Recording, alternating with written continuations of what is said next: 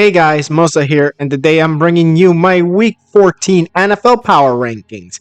Now, without a further ado, let's get started. Now, let's kick it off with the Jacksonville Jaguars, dead last and 2-10, just took an L from the Houston Texans and will face on against the Titans in Nashville.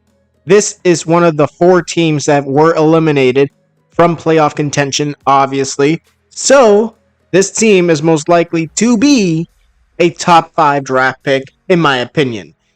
For right now, probably the number 1 overall pick. But still, when it comes down to it, Jacksonville, they weren't going to do much this year, and it is proven, obviously, by a 2-10 record.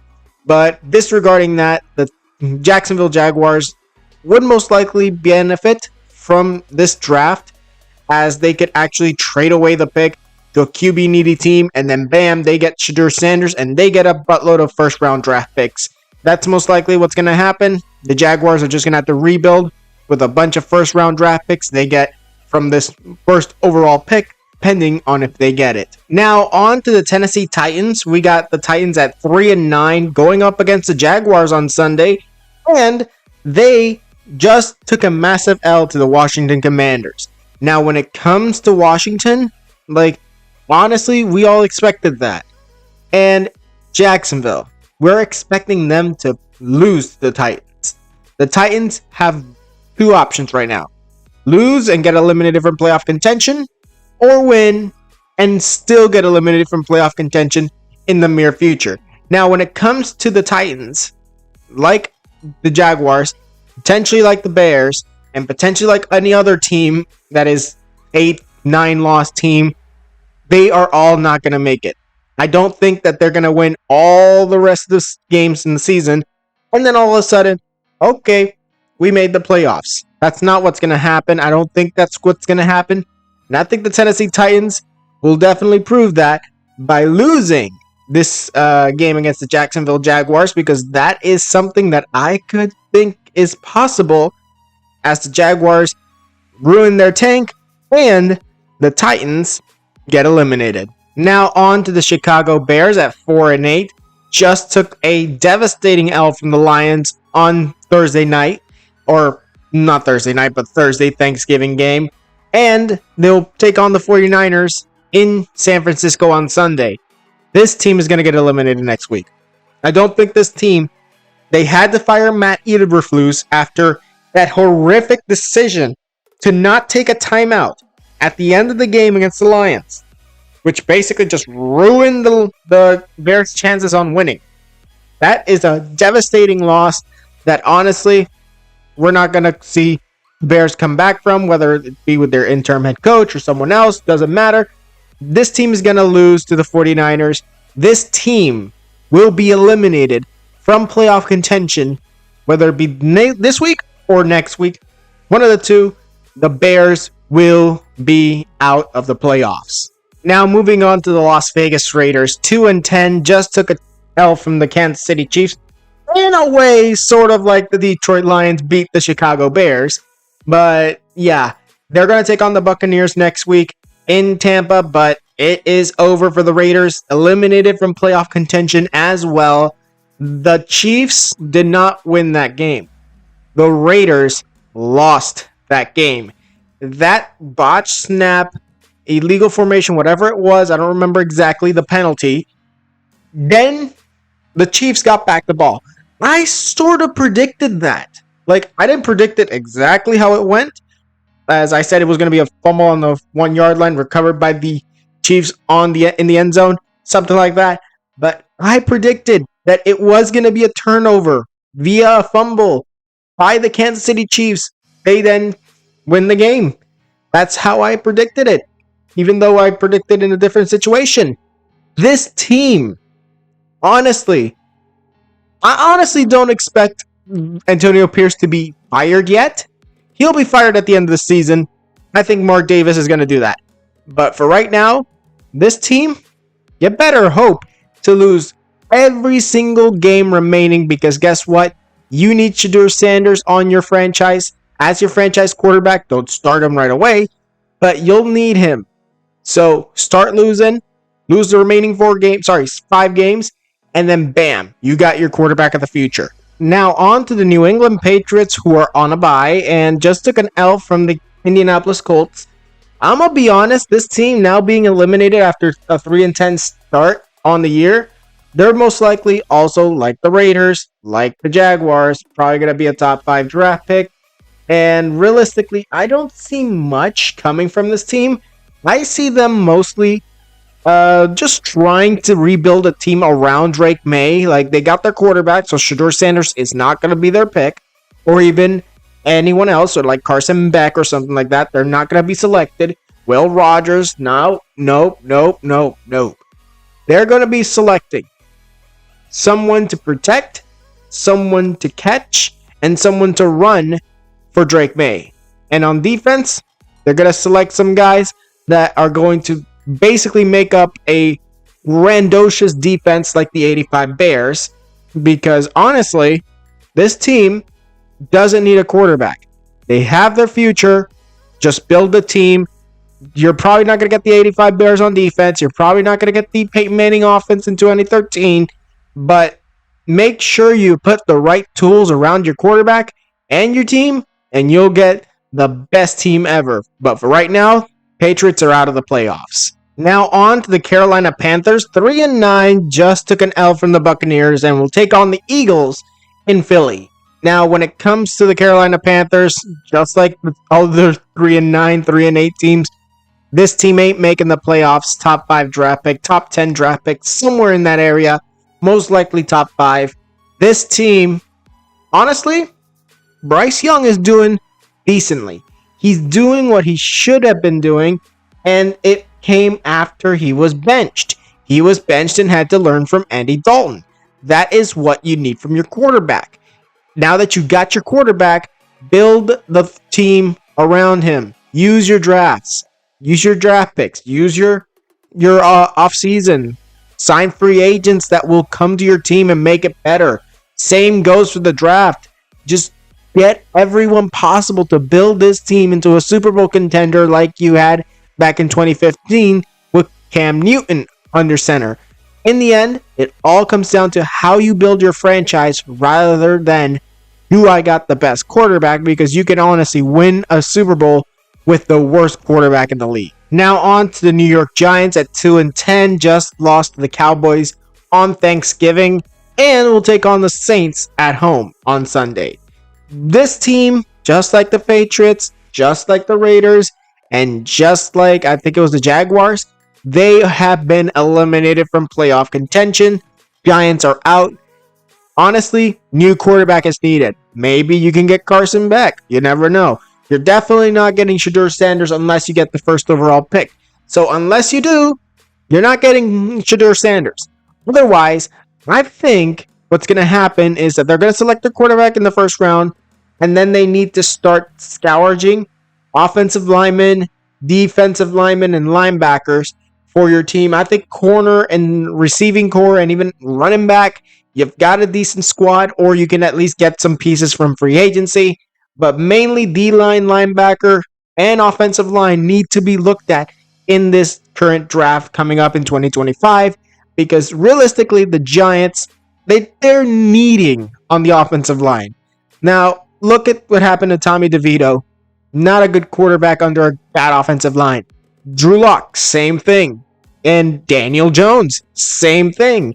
These quarterbacks are not good when they don't have an offensive line. But when is any quarterback good without an offensive line? Put the best quarterback, Tom Brady, behind his offensive line. Do you think he's surviving? No.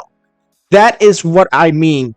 They need to upgrade that offensive line, and that is the first thing, other than drafting their future quarterback, that they need to do before their team crumbles, and then they got their quarterback of the future, who then crumbles under a bad offensive line. Now moving on to the Indianapolis Colts at 6-7, going into their bye, and they just took a massive win over the New England Patriots. This team is a playoff contender in the wild card. They're not going to win the division. That's far beyond possible, but I still think that they have an opportunity to make it in as a wild card and then lose in the first round, because this Colts team is not that good. It may be good enough to make it, but it's not good enough to make it anywhere past the first round. In the end, this team is probably going to win maybe 3 more games on the year. Maybe. That's a very big maybe. But in the end, it all comes down to how they perform the remainder of the year. They're going into their bye, so they're going to have some rest. So they're going to have to at least work a little bit more for when they come back, they start winning again. Now on to Cleveland Browns, 3-9, going up against the Steelers in Pittsburgh, and just took an L on Monday Night Football, and most likely the best Monday Night Football game of the year, and possibly the best primetime game of the year. Like, this team under Jameis Winston is a whole lot better than this team under Deshaun Watson, and it was proven. This team doesn't need Deshaun. This team needs to prepare for the future. Now, how to get rid of Deshaun Watson, that's one thing. But making sure that you have the proper team around a quarterback, disregarding which one it is, that is what the Browns need to worry about. Most likely, they'll be eliminated next week from playoff contention. There's no doubt in my mind about that. The Browns, they're just not going to do it. But they could prepare for the future, and that is what matters most right now. I, in fact, believe that they will honestly go for the future, and they won't get rid of Deshaun. Not yet.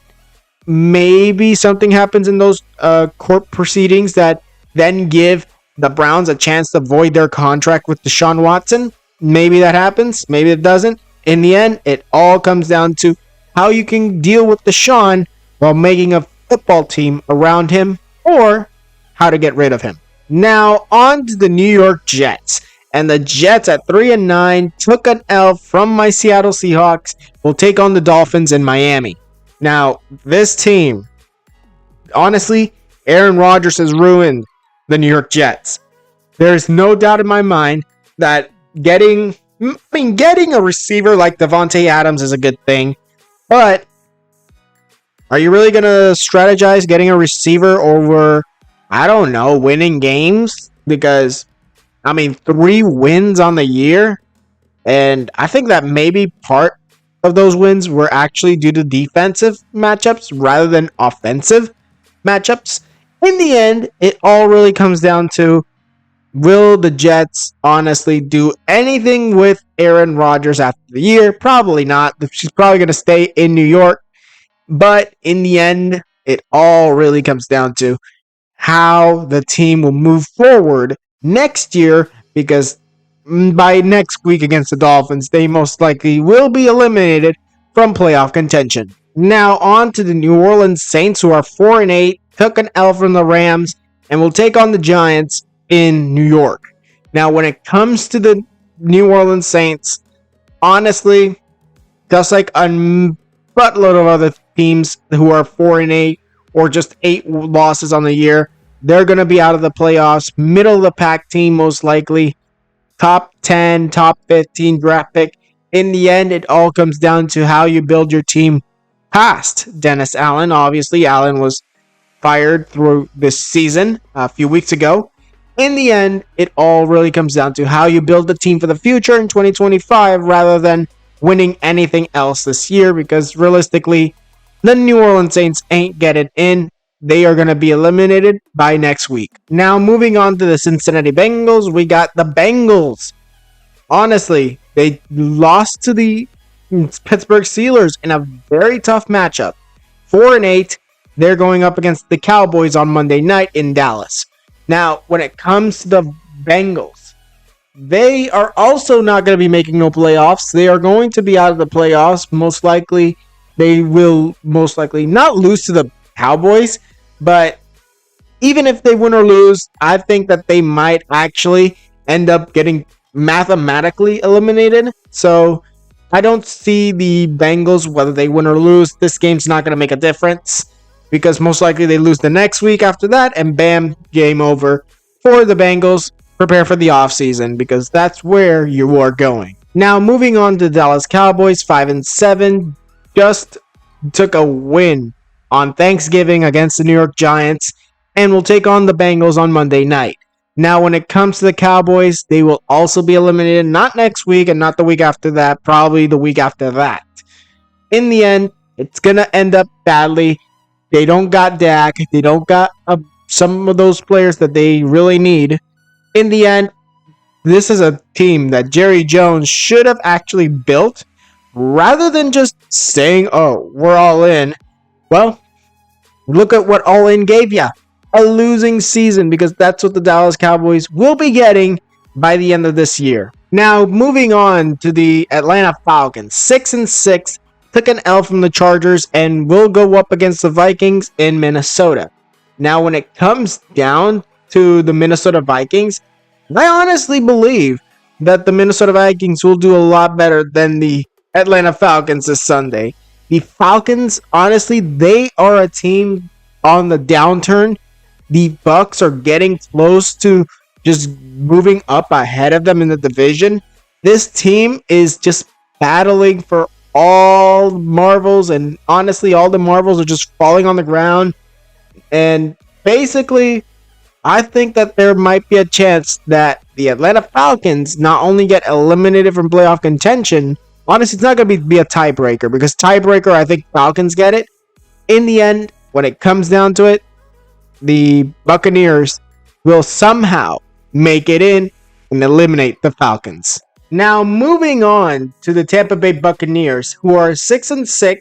They're going up against the Raiders at home, and they beat the Carolina Panthers in a very decent game for both teams.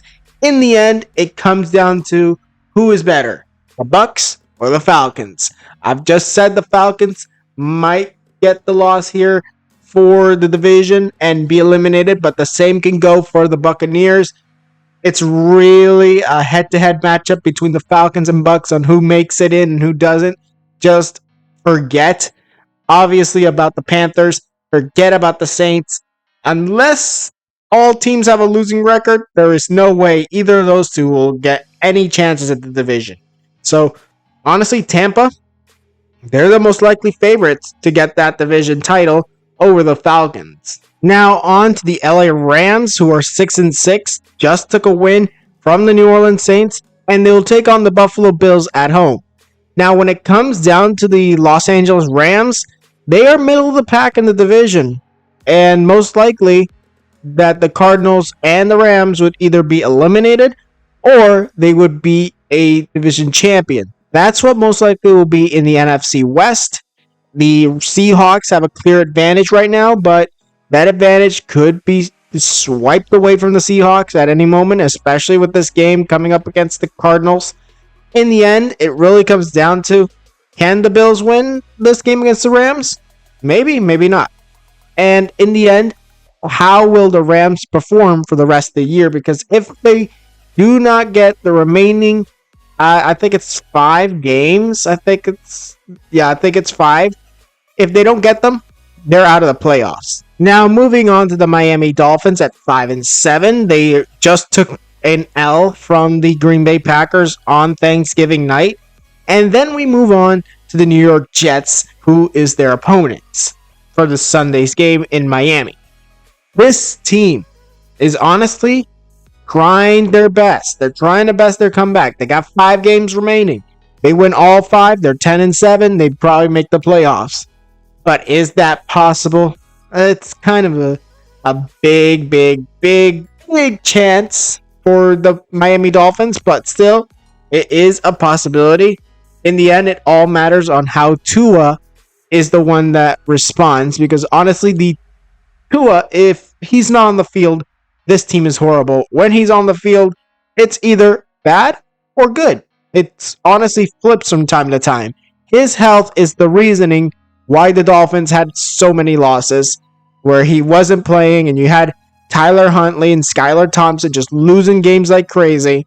In the end, it all really comes down to if the Dolphins can win the remaining 5 games, because the AFC East is no longer an option. Now, moving on to the Arizona Cardinals at 6-6. They just took an L from the Vikings and will take on my Seattle Seahawks at home. Now, when it comes to the Minnesota Vikings and the Arizona Cardinals game, that honestly was honestly harsh for the Cardinals. They had chances that honestly slipped through their fingers at times. In the end, they're going up against the Seahawks for a potential division title matchup. This could actually determine whether the Cardinals make the championship, or sorry, win the division championship of the NFC West. It all comes down to if they can win against the Seahawks. They already beat them once. Could they do it again? That is the big question. And if they do, they get the tiebreaker over the Seahawks. The Seahawks, they win, they're 2 games ahead. So realistically, this is a game the Cardinals need to win, but it's not going to be as easy as the first time. Now, moving on to the Washington Commanders, who took a massive win over the Tennessee Titans. They're 8-5, and they're going into their bye week. So this team obviously not going to be playing this week. They're probably going to challenge that Philadelphia Eagles team for the division title. It's still up for grabs by either of the two teams. In the end, all things matter is how the Eagles perform this week. Because right now the Commanders ain't playing, but I expect the Commanders to come out strong the next week in week 15 as they come back from their bye. And realistically, the Commanders are most likely a playoff team, whether that be as a division champion or not.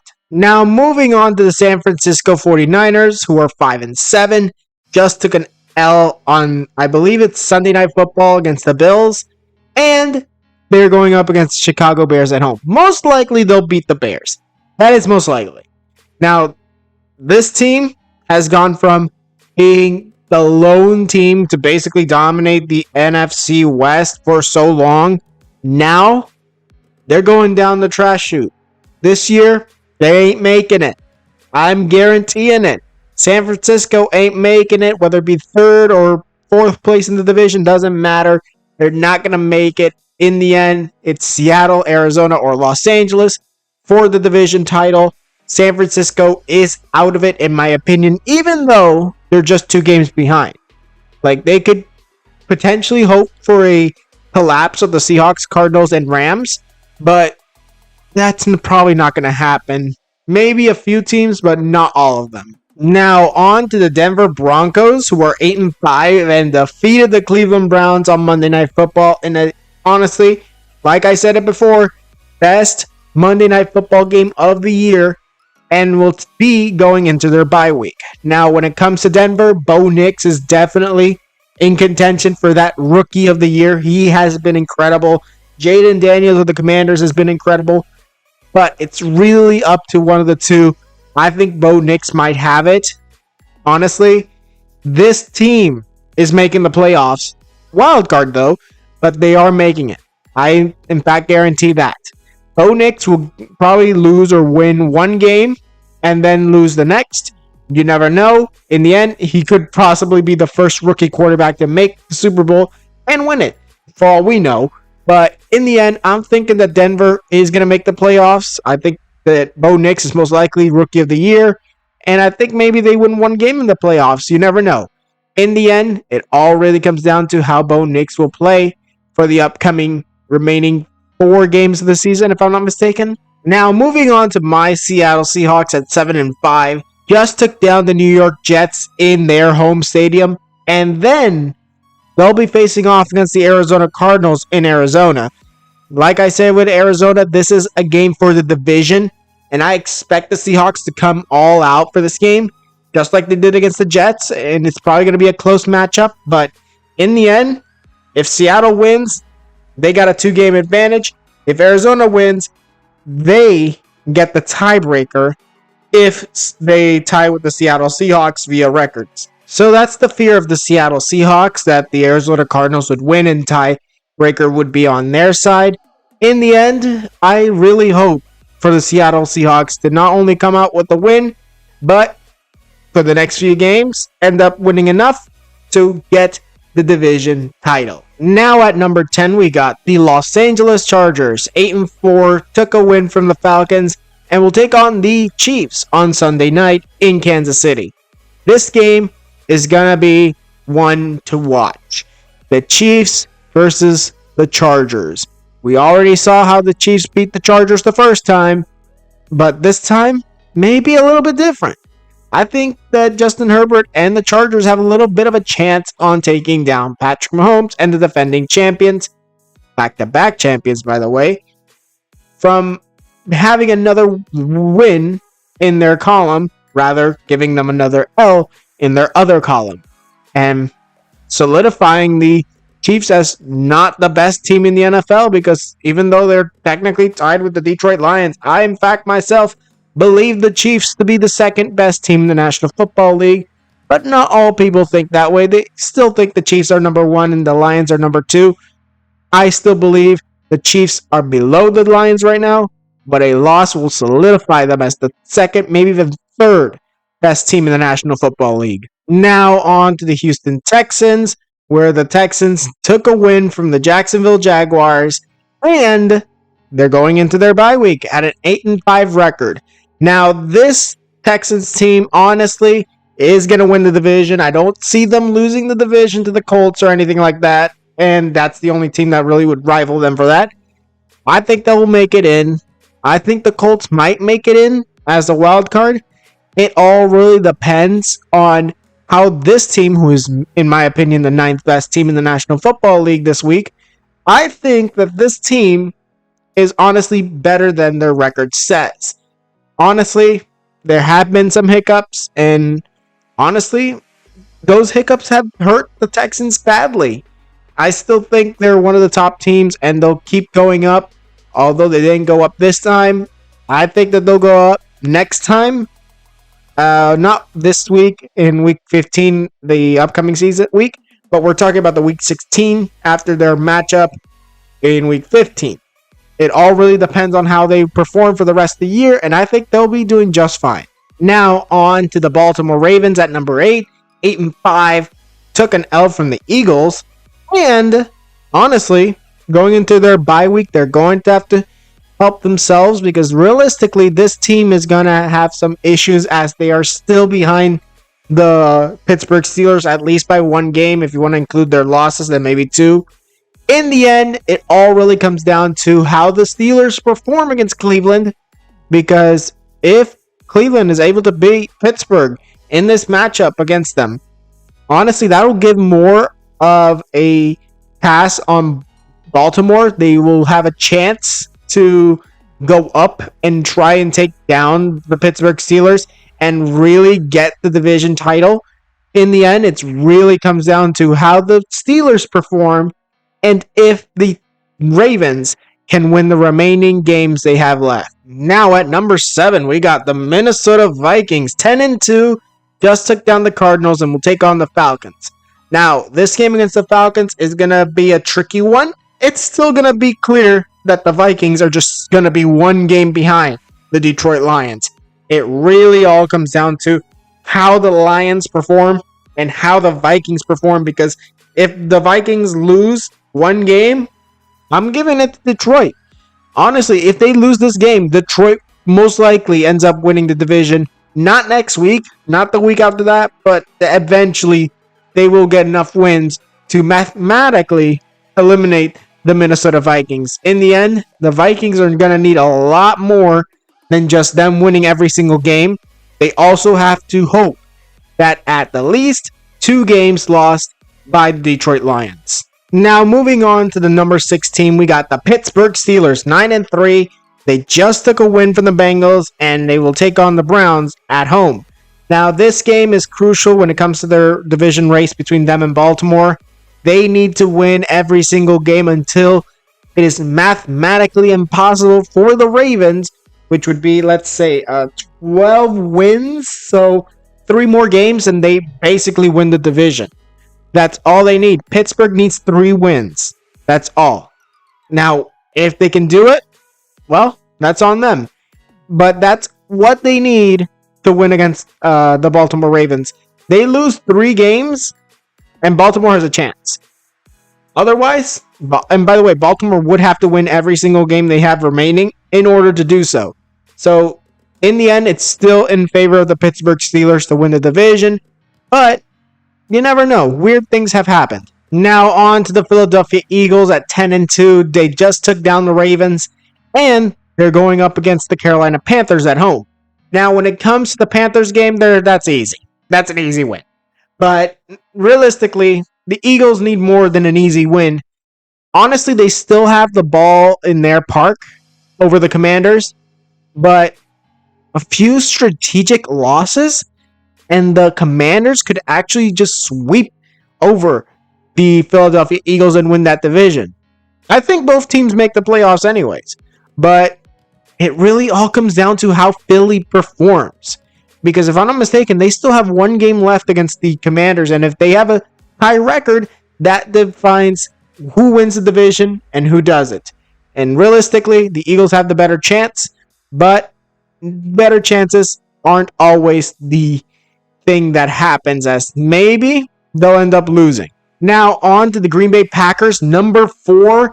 They are 9-3. They just took down the Miami Dolphins on Thanksgiving night, and they'll take on the Detroit Lions on Thursday Night Football. Now, when it comes down to it, this is going to be a tough game for both teams. Packers win, Vikings have a chance, and so does Green Bay.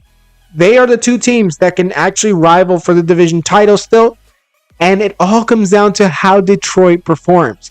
If Detroit wins, that's all she wrote for Green Bay and any chances they win on go for the division. Otherwise, there's an opportunity for the Green Bay Packers to get themselves a chance, but it's a very slim one, as I don't think Jordan Love will perform as good as he should be against the Detroit Lions on Thursday night. Now entering the top 3. At number 3, we got the Buffalo Bills, the first team to win their division, as they are the AFC East champions.